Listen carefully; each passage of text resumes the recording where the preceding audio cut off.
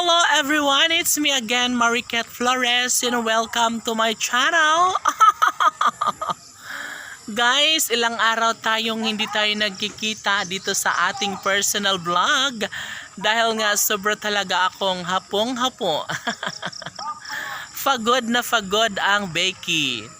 Well, sa sobrang busy ko nga sa nakaraang selebrasyon o kapiestahan dito sa aming barangay ay syempre nagtamad-tamaran din ako. Hindi, pagod lang po ako kaya ngayon lang po ako nagkaroon ng chance na makapag-vlog ng mahaba-haba. Of course, sabi nga nila na sadyang ipagpapatuloy pa rin ang isang bagay kahit gaano pa tayo kapagod sa mga nakaraang araw. Siyempre, alam naman natin na sadyang nararapat lamang na magkaroon tayo ng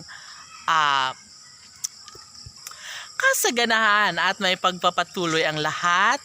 No, siyempre, alam nyo ba guys na sobrang happy noong nakaraang April 27, no? Araw yon ng kapiestahan dito sa aming barangay. So sobrang marami kaming mga biseta. Marami kaming mga biseta at marami ang mga kaganapan o mga palaro dito, no? Syempre sobrang saya kasi maraming mga taga-ibang lugar ang pupunta dito, no? Syempre natapos na nga ang April 27 at eto na naman tayo. Syempre, nararapat lamang na may pagpatuloy din natin ang ating vlog dito sa aking YouTube channel. So ngayon guys, ito guys, yes, update na naman tayo sa ating magic sunflower. Guys, sobrang lanta na talaga niya, no? So makita nyo na sobrang lanta na yung sunflower natin and unti-unti na rin siyang nagsilaglagan yung mga buto niya. So panigurado na darating ang tamang araw na syempre tutubo at tutubo rin yan, no? Ang lahat ng mga buto na nagsilaglagan doon sa mga lupaan. And of course, ito lamang ang pinakaninanais ng lahat na sana'y dadami nga ang ating sunflower dahil yung isang puno guys, ay yung isang flower natin, ayan, unti-unti na rin siyang tumatanda, unti-unti na rin siyang na lumalagas, unti-unti na rin siyang nagkalalaglagan ang mga buto at yung petals niya ay talaga nga namang na-dry na yung dulo and hindi na siya ganon ka-attractive tingnan. Char! Siyempre, umaasa tayo guys na sana mas dadami pa ang ating sunflower, no? Dahil nga, the best siya, no? Siguro nasa 2 weeks siyang sobrang pretty.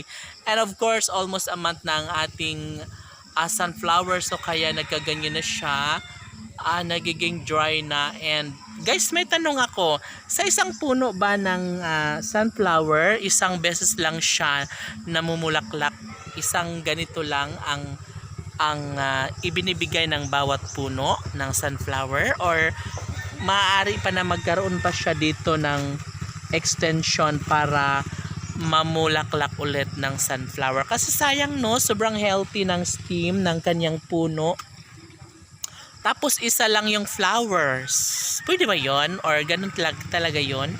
So hindi ko kasi alam kasi first time ko nagkaroon ng sunflower dito sa bahay. And marami na ako nakitang sunflowers sa ibang lugar but hindi ko na itanong or hindi ko naisip kasi hindi ko alam kung isa lang or uulit-ulit yung pagbulaklak niya. Hindi ko talaga alam. So ngayon, yes guys, dahil nga isang linggo na rin or magdadalawang linggo na. Syempre guys, tingnan nyo naman yung string beans. Ayan, humaba na siya ng humaba. And hindi pa siya, siguro by next day, pwede na siyang gulayin kasi masyado pa siyang bata. Masyado pa siyang yan o. Masyado pa siyang, tawag yan yung bata ba? And yes, dalawa pa lang. Ay, meron pa pala doon dalawa yung bunga ng ating string beans or sa Bisaya ay batong. And meron pa tayong isa dito. Ayan. Meron tayong isa pang batong. So, ay meron pa sa baba. Ayun. Batong. So marami pa siya guys, yung mga tiny one like that. Oh, ganun kaiksi. So syempre, umaasa tayo na darating ang araw na hahaba at hahaba rin yan at ma-harvest din natin yan sa tamang pagkakataon. Syempre, lahat naman ay mayroong hangganan. Mayroong tamang pagkakataon na ma-harvest din natin ang ating gulay. So meron din tayong okra dito guys. Ayan, sobrang mahaba na siya, no?